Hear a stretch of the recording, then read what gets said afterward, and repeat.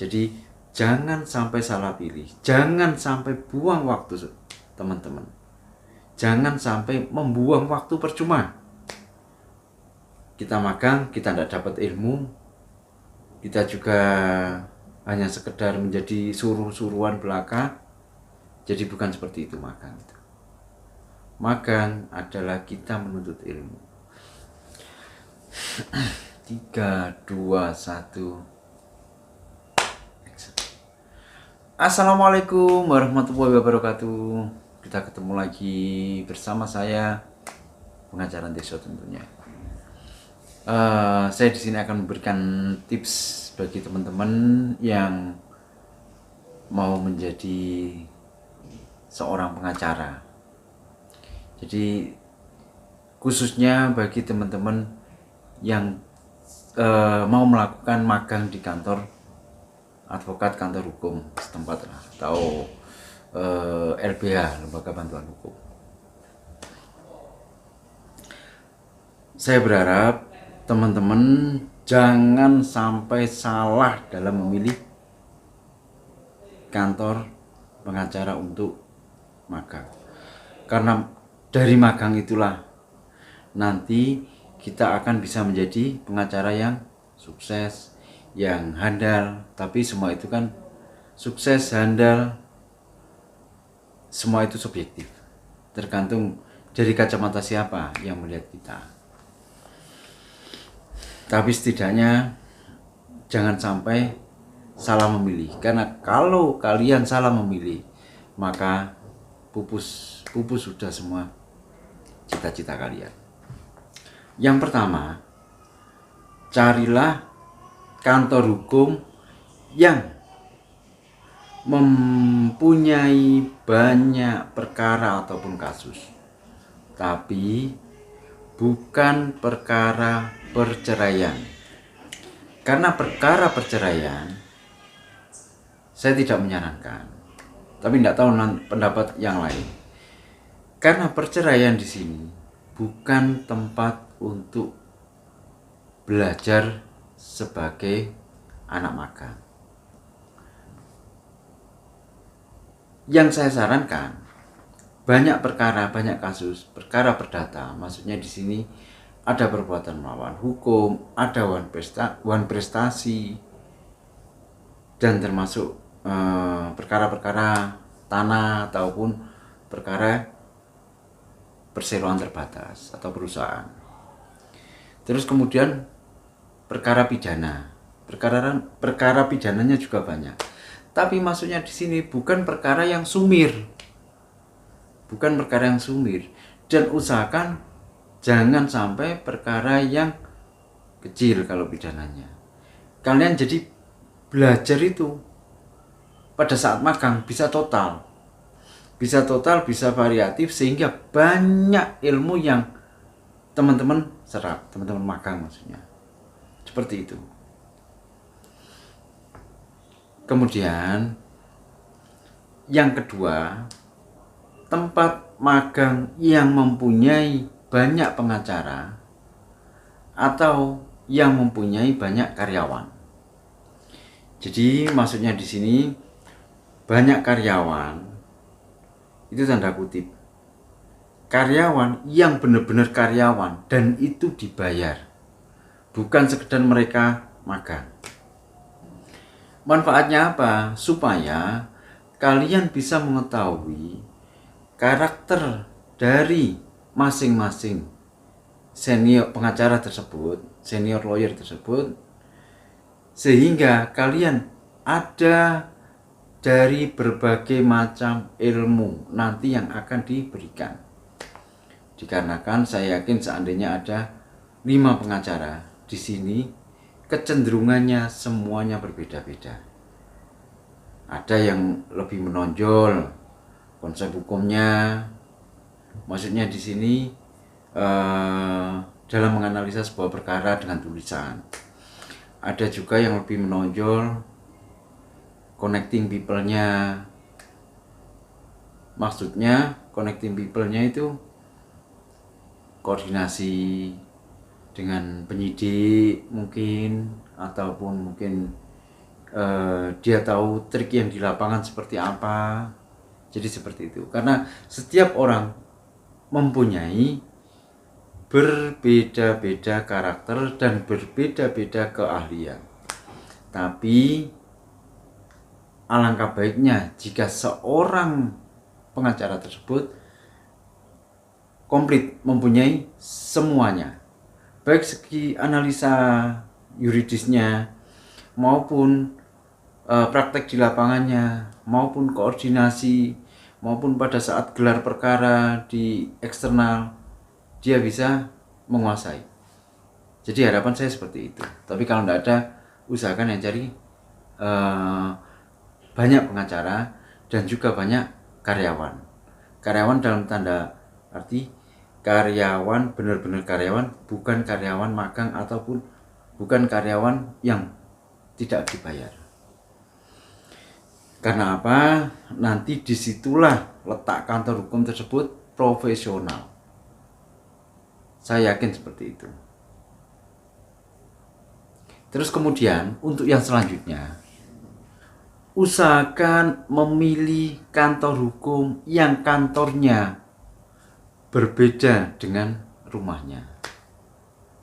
Jadi seumpama ini rumahnya ada tembok tersendiri, ada wilayah tutorial tersendiri, ini adalah kantor hukumnya.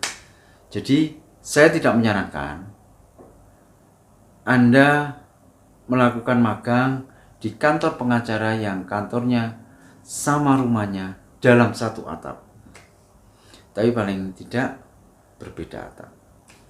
Jadi benar-benar itu kantor hukum. Karena kalian di sini adalah menuntut ilmu.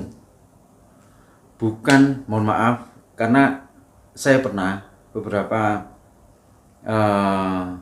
anak magang saya itu menyampaikan, saya disuruh nyapu, disuruh ngepel, disuruh apa dan sebagainya. Jadi kalian benar-benar di sini adalah menuntut ilmu, bukan untuk disuruh-suruh dengan hal lain. Tapi kalau disuruh menganalisa yuridis, membuat analisa yuridis, terus kemudian untuk koordinasi, bagaimana caranya komunikasi dengan pihak ketiga, komunikasi dengan klien, komunikasi dengan penyidik, komunikasi dengan publik, baru itu namanya belajar. Jadi seperti itu teman-teman. Ada pertanyaan? Kalau tidak ada saya teruskan. Ya memang tidak ada lah, nanti pertanyaannya pasti di kolom komentar atau tidak di DM atau atau inbox Facebook. Biasanya teman-teman seperti itu. Kemudian untuk yang berikutnya, pilihlah kantor hukum yang sudah dikenal di daerah. Pilihlah kantor hukum yang sudah dikenal di daerah. Maksudnya seperti ini. Setidaknya kalau sudah dikenal, berarti secara otomatis jam terbangnya sudah tinggi. Tapi maksudnya di sini lagi-lagi saya tidak menyarankan jam terbang perkara perceraian. Saya tidak menyarankan. Tapi itu pilihan dari teman-teman, terserah. Apabila sudah dikenal bahwa si A ini adalah seorang pengacara dan sering menangani beberapa kasus besar, maka itulah yang harus kalian pilih. Sudah, karena ilmu itu tidak akan bisa dibeli dengan uang. Ilmu itu bermanfaat pada saat apa? Pada saat kita menjadi seorang pengacara. Disitulah pentingnya sekali magang. Kalau tidak magang, saya yakin tidak akan bisa menjadi pengacara profesional. Jadi pentingnya magang yang perlu digarisbawahi adalah untuk belajar. Belajar apa? Belajar menjadi pengacara yang profesional. Seperti itu. Dikenal dalam arti dikenal positif, bukan negatif. Ingat, dikenal maksudnya di sini adalah positif. Ya pastilah, masa negatif mau dipilih. Untuk yang berikutnya, yang terakhir, pilihlah kantor hukum yang sering sekali menangani perkara perusahaan dan ataupun yang sering sekali menjadi konsultan hukum sebuah perusahaan.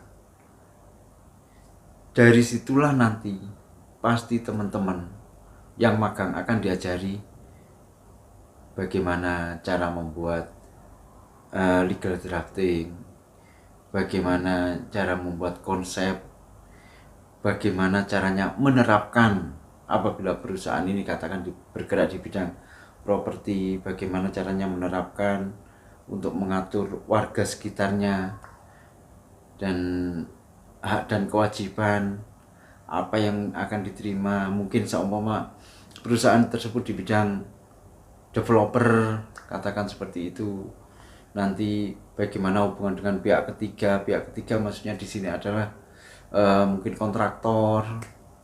Jadi seperti itu. Jadi ada beberapa fase kalau konsultan hukum perusahaan itu. Jadi fase pada waktu kita kontrak kerja, maksudnya kita itu di sini ada mewakili perusahaan dengan pihak ketiga maupun dengan internal kita sendiri. Di sini adalah ada karyawan dan sebagainya. Terus kemudian bagaimana cara mengaturnya, hubungan antara kita sebagai produsen dan nasabah ataupun konsumen, maksudnya di sini pembeli. Jadi seperti itu. Karena saya yakin yang sering menjadi konsultan hukum perusahaan, pengacara tersebut pasti sistematis. Karena semua konsultan hukum perusahaan dan semua yang pernah menjadi in-house lawyer perusahaan, pasti dia akan melakukan progress report, karena itulah yang akan diminta. Progress report. Jadi progress report itu maksudnya di sini laporan berkala perkembangan perkaranya, terus kemudian presentasi tersebut kita disaksikan oleh direksi dan BM dan sebagainya. Jadi saya kira cukup. Semoga ilmunya bisa bermanfaat bagi teman-teman yang mau menjadi seorang pengacara. Kesuksesan menjadi pengacara handal, menjadi pengacara yang dikenal, pasti impian setiap sarjana hukum atau mungkin setiap calon advokat, setiap calon pengacara pasti menginginkan itu. Jadi jangan sampai salah pilih, jangan sampai buang waktu teman-teman, jangan sampai membuang waktu percuma. Kita magang, kita tidak dapat ilmu, kita juga hanya sekedar menjadi suruh-suruhan belaka. Jadi bukan seperti itu magang itu. Magang adalah kita menuntut ilmu, tapi bagaimana caranya nanti kita untuk apa? Untuk paling tidak ada pengabdian pada siapa? Pada advokat pembimbing kita. Maksudnya advokat pembimbing mungkin senior kita yang di situ yang bimbing kita, atau mungkin pemilik kantor. Sementara itu dulu dan saya akhiri. Assalamualaikum warahmatullahi wabarakatuh.